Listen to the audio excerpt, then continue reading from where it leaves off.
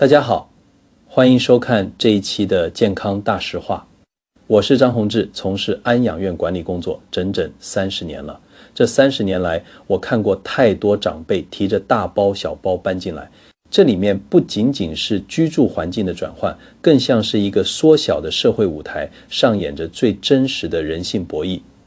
我看过很多刚进来时神采奕奕、儿孙满堂的长辈，不到半年眼神就彻底暗淡了，不是因为身体突然垮了，而是因为心凉了。为什么心凉？因为兜里的钱没了，在儿女面前说话的底气也就跟着泄了。经常有住在这里的大哥大姐私下问我，宏志啊，我这辈子省吃俭用存下来的那点老本，到底该不该让儿女知道？万一哪天我真生病了，走不动了，钱还在户头里，但那个帮我拿印章存折的人已经变了心，我该怎么办？又或者当我愿意掏出积蓄时，对方的反应却让我心寒，那种说不出口的委屈，你懂吗？这几个问题问得我心里也是一阵酸楚。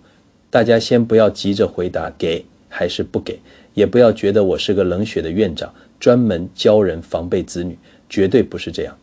但这30年的第一线经验告诉我，很多时候人性是经不起考验的，尤其是当那一大笔赤裸裸的数字摆在生活压力巨大的子女面前时，你期待的是他们的感恩图报，但人性回馈你的往往是算计与索取。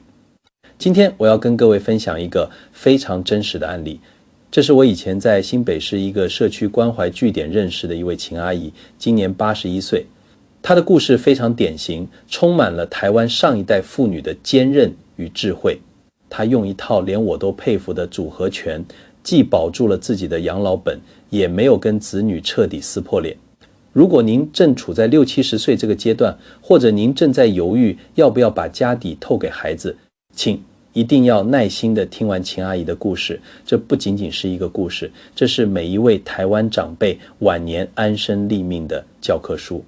秦阿姨是一位非常传统的台湾女性，年轻时在公家机关做基层的行政工作，一辈子规规矩矩，做事最讲信用。早年她的先生因为肝癌过世，那时候还没有现在这么好的健保给付和标靶药物，走得很快，留下秦阿姨一个人，既当爹又当妈，把一儿一女拉拔长大。各位大哥大姐可以想象那个年代，一个寡妇带着2个孩子，日子过得有多紧。秦阿姨不抽烟不喝酒，甚至连跟同事团购个点心都舍不得。她跟我说，年轻时最大的愿望不是自己飞黄腾达，就是希望孩子们能成家立业，过得比她好。这种心态，在座的各位是不是觉得很熟悉？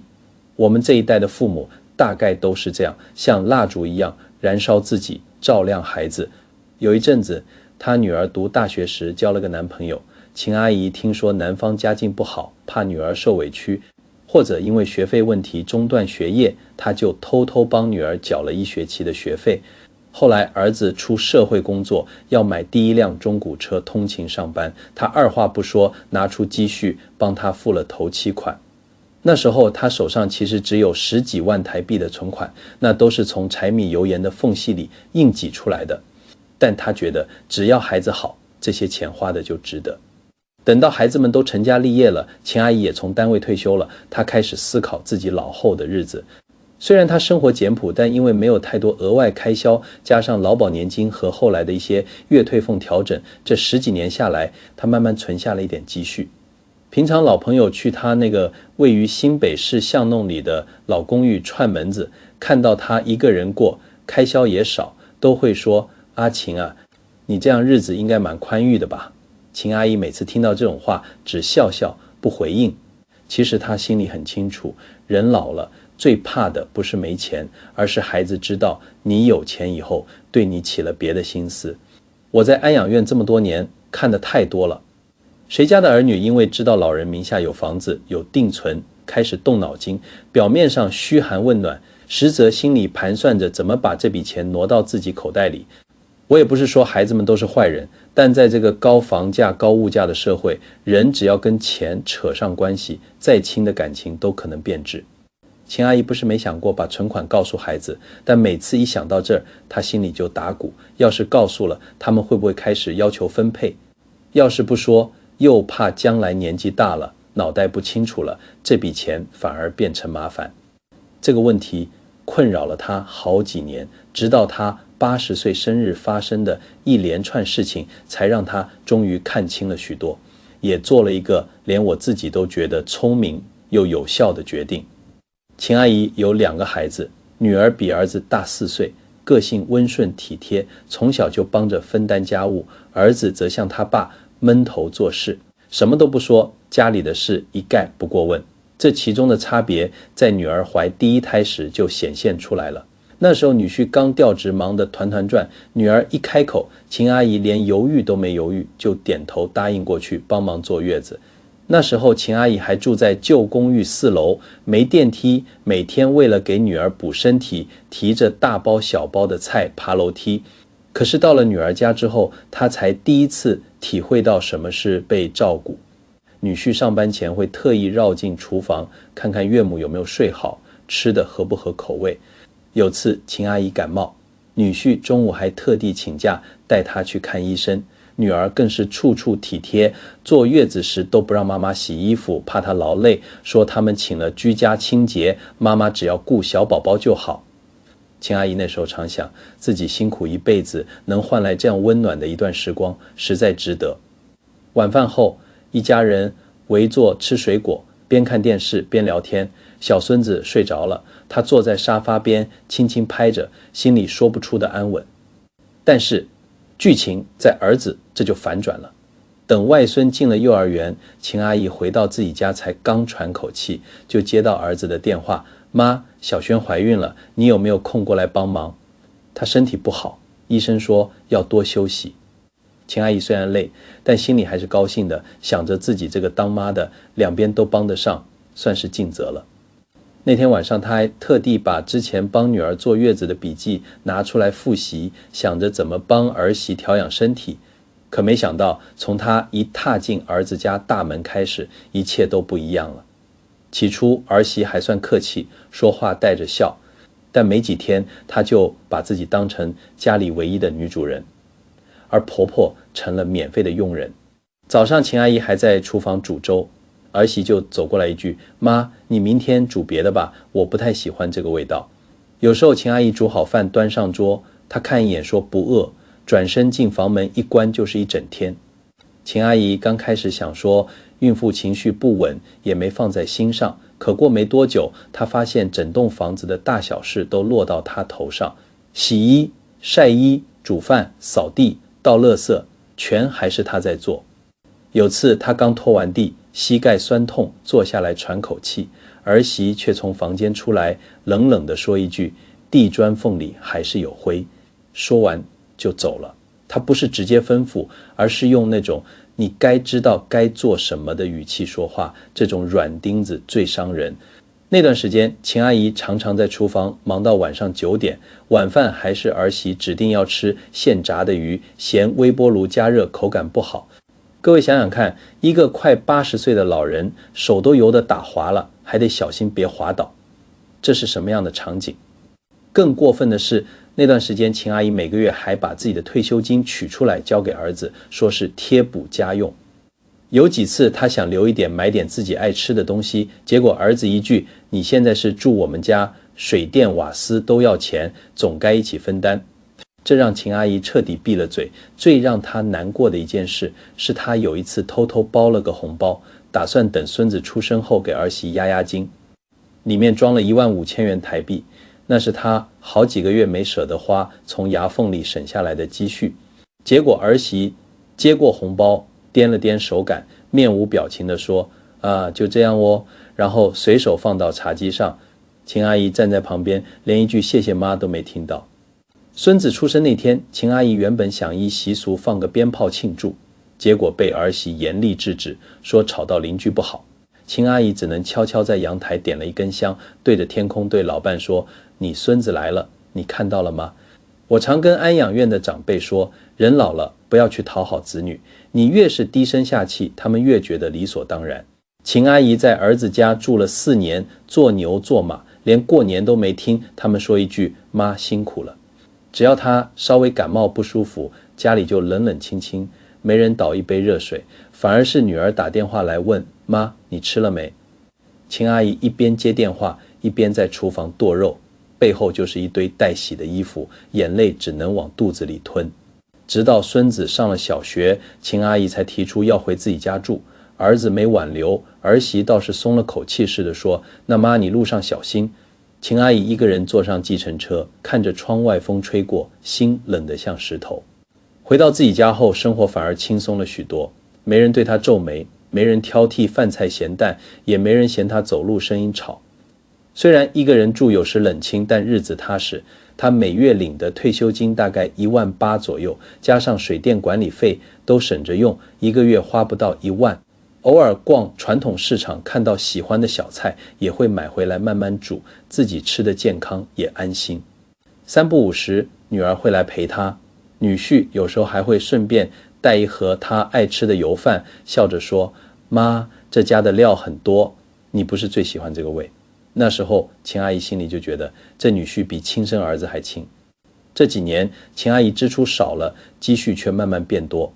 她之前本来就有约100万台币的存款，这几年又陆续存了一些，现在总共有将近200万，全都放在银行的3年定存里。利息虽然不多，但看着存折上的数字慢慢涨，心里有安全感。她想着老房子还在，钱也够用，日子安稳就好。可这种平静在她80岁那年被打破了。那年她刚满80岁，女儿问她要不要办个小庆祝。秦阿姨笑着说，人都老了，哪还过什么生日？女儿却坚持，妈，你平常那么省，这么大岁数，总要给自己一个纪念，就算我们吃个饭不也值得吗？女儿回家后没几天就告诉她，她和女婿订了一家不错的海鲜餐厅，说会请几个走得比较近的亲戚和老邻居来吃饭，费用他们自己出，让秦阿姨不用担心。那天吃饭的人不多，10来位，都是老面孔，大家聊得很高兴，还送了些小礼物。秦阿姨看着这一桌人，忽然觉得这辈子虽然有很多辛苦，但也有温暖值得珍惜。唯一不对劲的是，她的儿子和儿媳那天也到了，但全程脸色不太好。吃饭时，儿媳一言不发，连夹菜都只是随便动动筷子，儿子则有一搭没一搭的应付，连平时最爱吃的红烧狮子头都没碰。秦阿姨心里有数，但不想扫兴，就装作没看见。饭后，她看见他们2个在餐厅外头低声吵架，儿媳皱着眉，儿子低头抽烟。秦阿姨靠近时，他们立刻停了，表面客气地说，妈，我们先走了，孙子在家等。秦阿姨点点头，没多问。直到隔天一早，他们又上门来了，儿媳一进门就红着眼眶坐在沙发上掉眼泪。秦阿姨吓了一跳，以为家里出大事了，忙问怎么了。儿媳一边擦眼泪一边说，妈，我们真的走投无路了。你孙子阿威已经26岁了，他女朋友家提出结婚，一定要有新房子，不然就不办。秦阿姨还没反应过来，儿子接着说，妈，我和小轩真的努力很多年，但这几年景气不好，我薪水也没涨，房价又贵得离谱，现在连头期款都凑不出来。秦阿姨一边听一边点头，心里想着他们确实辛苦。现在台湾的年轻人买房确实不容易，她想说看看能不能帮点小忙。结果话锋一转，儿媳忽然握住她的手说，妈，我们是想问您，那间老公寓有没有考虑过卖掉，换个头期款给阿威，然后您搬来我们家住，我们会好好照顾您。秦阿姨愣住了，她看着儿媳的眼睛，那神情不是关心，而是赤裸裸的算计。你们想让我卖房？秦阿姨开口问。不是全卖了，就是换个小一点的，我们补差价，或者您搬来我们这边住也可以。儿媳声音不高，却带着坚持。秦阿姨沉默了一下，看着这间住了几十年的房子，缓缓说道，这房子是我跟你爸一砖一瓦省出来的，是我现在唯一的根。我这把年纪了，不想再搬来搬去。儿媳听了，脸色一变，妈，你不会是想把这房子留给大姐吧？这句话一出，秦阿姨一下就明白了他们在餐厅吵什么。不是孙子结婚没钱，而是他们担心他把房子留给女儿。秦阿姨心里一阵发凉，好端端的生日饭，换来的竟是对她名下财产的盘算。她本以为做妈的到了这个年纪，孩子只会关心她过得好不好，没想到他们关心的是她的房子值多少，还有没有存款。秦阿姨那套老公寓虽然位在巷弄里，屋龄也超过30年，但地段不错，离市场、医院、公园都不远。前几年附近通了捷运，房价涨得快，听邻居说现在即使是旧房子也能卖个1000多万。但对秦阿姨来说，这不是一间值多少钱的房子，而是她跟老伴撑起来的家，是她这几十年来唯一不变的依靠。大儿子和儿媳似乎早就盘算好了，那天回去以后没多久，又打电话来说，妈，我们再聊一下。阿威很喜欢那个女孩，我们真的不想因为房子的事让他们分手。他们再度上门，这次带了一叠印着红色数字的房产广告单，上面圈着几间预售屋，标示着付款计划。你看嘛，这间头期款只要2成，1800万的房子差不多360万就好。我们自己出100，剩下的可不可以？秦阿姨盯着那张纸，字是清楚的，但脑子却一片模糊。你们的意思是要我出260万？儿子不好意思的点点头。儿媳则低声补了一句，妈，您那房子卖了不止这个数，留一半自己用，另一半给孙子结婚也不亏啊。您住我们家，我们一定好好孝顺您。那一刻，秦阿姨忽然想起了10几年前刚搬进儿子家帮忙带小孙子打扫煮饭，连咳嗽一声都怕吵到他们休息的日子。现在他们说要孝顺，可孝顺的前提是先把房子交出去。秦阿姨一字一句地说，我不打算卖房子。气氛立刻凝固。儿子还想劝说，妈，您不是也说过现在自己一个人住太寂寞了吗？秦阿姨摇头，再寂寞也比没尊严好。儿媳听她这么说，脸色一下垮了下来。她放下茶杯站起来，妈，我们是为您好，您现在是健康，可是万一哪天出事呢？到时候我们又要请假又要照顾，照理说我们这要求也不过分。秦阿姨看着他，脑里只剩一句话，这真的是为我好吗？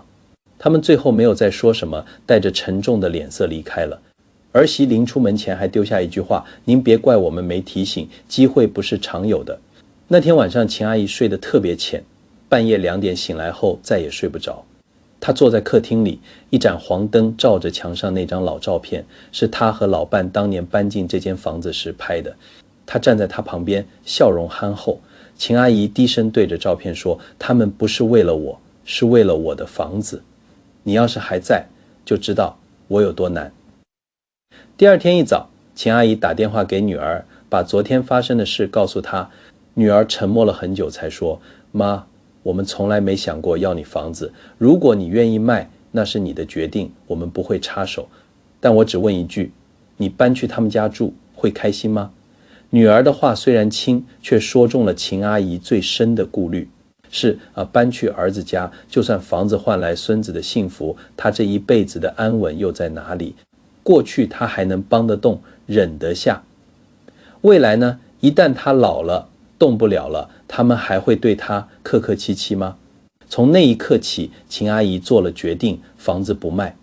但她知道，如果就这么拖着，事情不会结束，他们的眼光不会从房子上移开，甚至接下来还会开始盯上她的存款。她必须做出安排，保护好自己晚年最后的一点底气。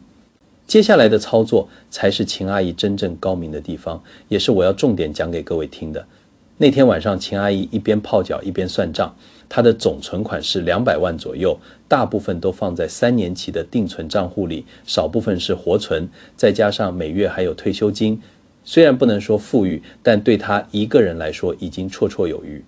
她想，既然他们已经知道她手里多少有点钱，与其让他们一再猜测，不如自己先摊牌，主动出招，让局势在自己掌控之中。当然不能把所有的牌都亮出来。隔了2天，他主动打电话给儿子和女儿，请他们夫妻都来家里一趟。他语气很轻松，说只是聊聊家里的事，也顺便聚聚。那天中午，秦阿姨准备了一桌菜，全是他们小时候爱吃的蒜炒空心菜、红烧豆腐、3杯鸡。还有一锅香喷喷的麻油鸡饭。等人到齐，他先招呼他们坐下，然后慢慢地开了口。这段时间我想了很多，也理解你们的难处。阿威要成家，做阿嬷的当然也希望他顺顺利利。儿子听了，眼睛马上亮了，坐姿都挺直了些，连忙附和：妈，我们知道您最体贴了。秦阿姨点点头。所以我决定从我手上这点积蓄中拨出20万，一人10万，给你们做个意思。女儿一愣，连忙摆手：妈，不用了啦，你年纪大了，钱留着自己用最重要。秦阿姨看着她轻轻笑了：放心，我现在每月还有退休金，生活够用。我这钱本来就是为你们存的，不拿出来我心里也不踏实。儿子马上接话：谢谢妈，这样我们凑头期款就轻松多了。你放心，阿威以后一定孝顺你。说完，儿媳立刻递上一个小信封：妈，我们写个收据给您，也算有个凭据。秦阿姨摆摆手：不必了，是我自愿的。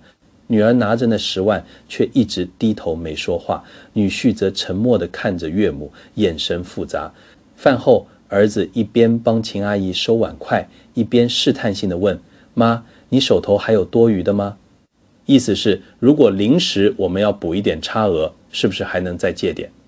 秦阿姨淡淡地回了一句：这20万已经是我能拿出来的极限了，其他的是定存，而且是老本不动的。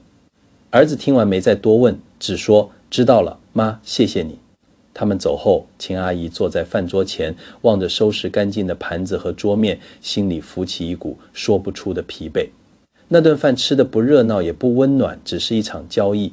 他不是不清楚，10万台币根本不够他们买房，连装潢个厕所都不够。但他的这一步就是要给的刚刚好，既让他们尝到甜头，又不至于让他们得寸进尺。至于剩下的那180万是他最后的底牌，他不会再提。可是正如秦阿姨所料，这件事不会就此结束。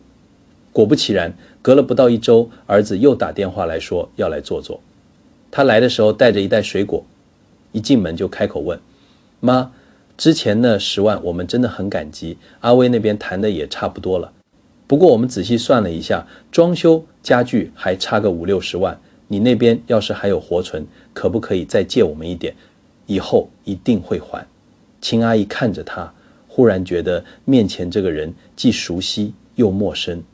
他小时候生病，他整晚不敢睡，就怕他高烧伤坏脑子。他大学放榜那天，他一个人在阳台偷偷掉泪，说不出的骄傲。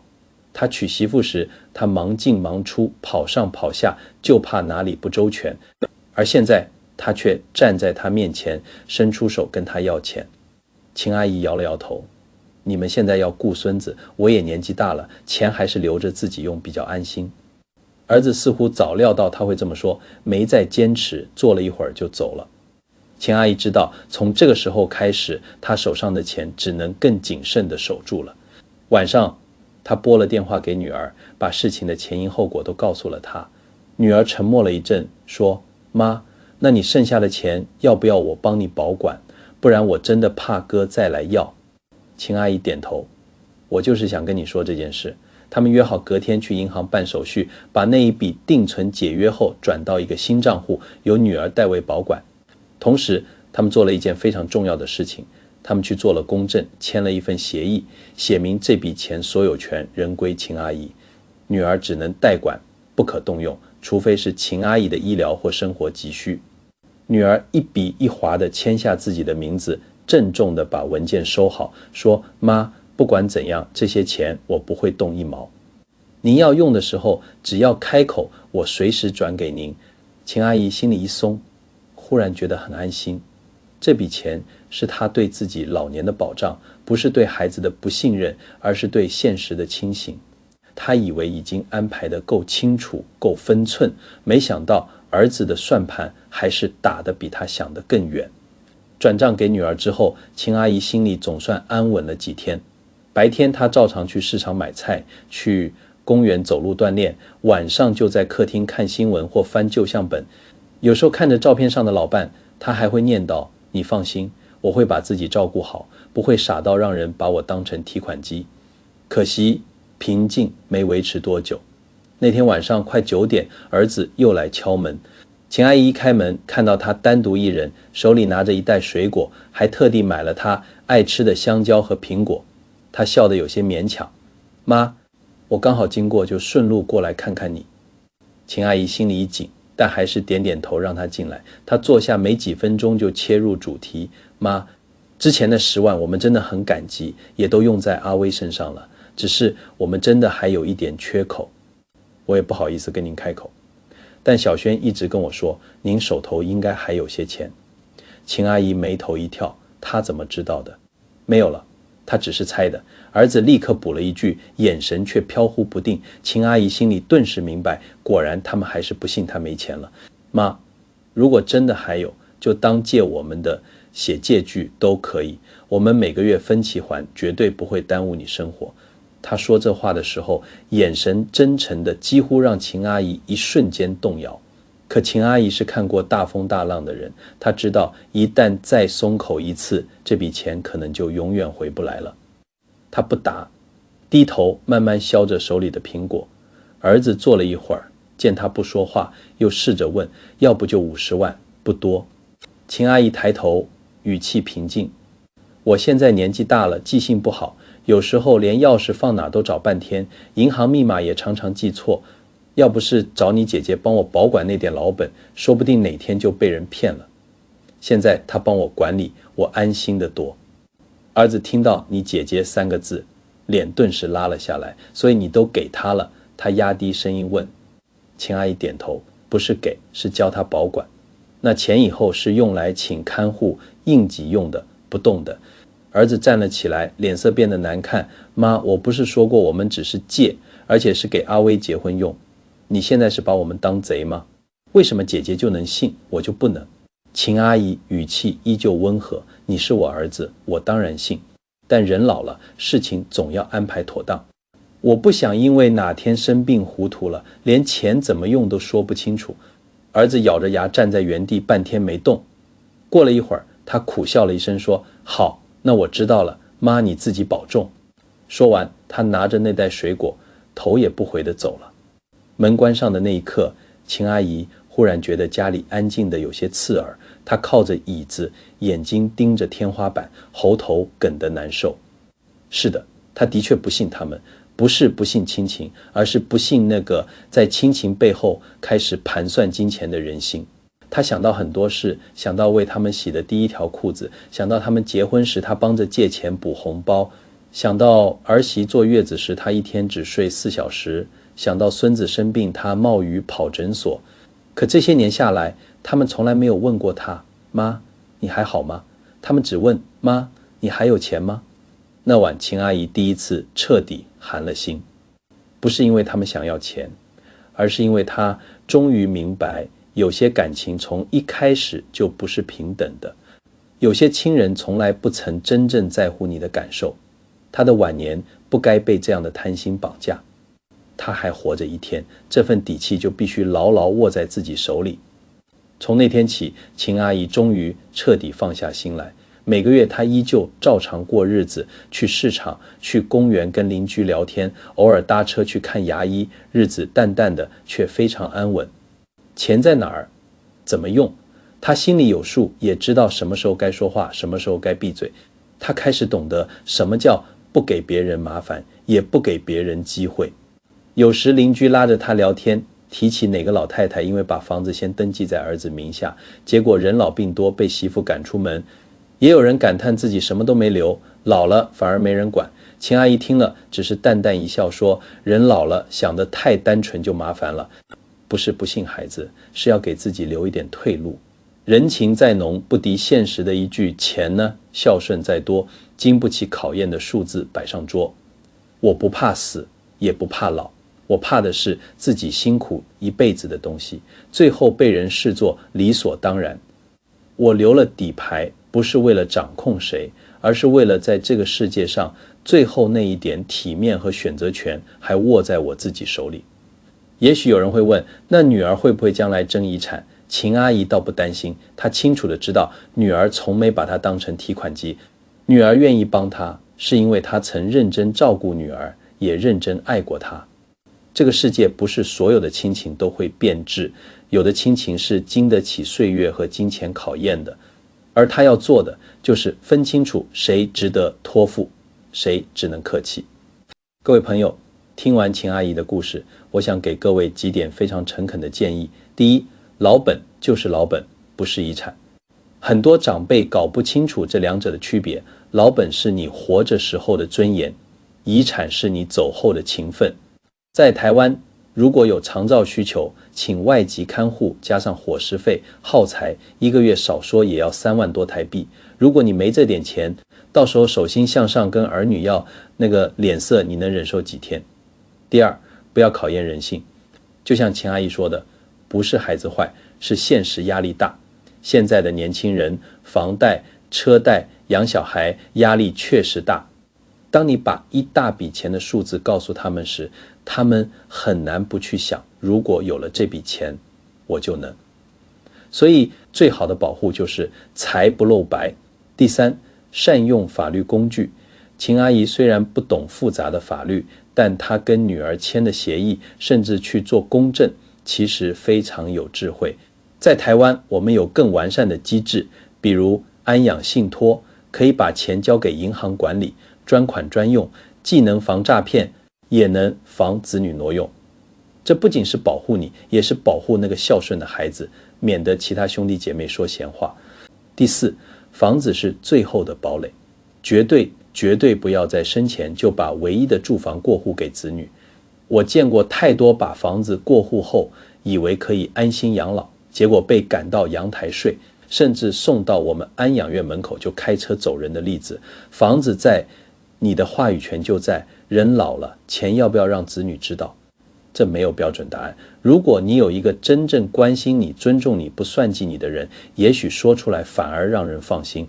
但如果你看见了亲情中的算盘，孝顺里的交换，那你就得学会藏一手，不是藏钱防贼，是藏钱防亲。把存款藏得巧妙，不是小气，是成熟；把钱安排得妥当，不是猜疑，是自保。这些情感上的拉锯与选择，几乎每位迈入晚年的人都可能遇到，没有标准答案，也没有一定对错。我们想听听您怎么想，欢迎你在留言区说说您自己的看法，是赞同这位长辈的做法，还是觉得应该更坦白？您会怎么安排自己的资产，才能既保护自己，也避免亲情受损？也许您的一句话就能为其他人提供参考与提醒。好了，今天的节目就到这里。如果您觉得有所收获，请你帮我按个赞，谢谢。我们下期节目再见。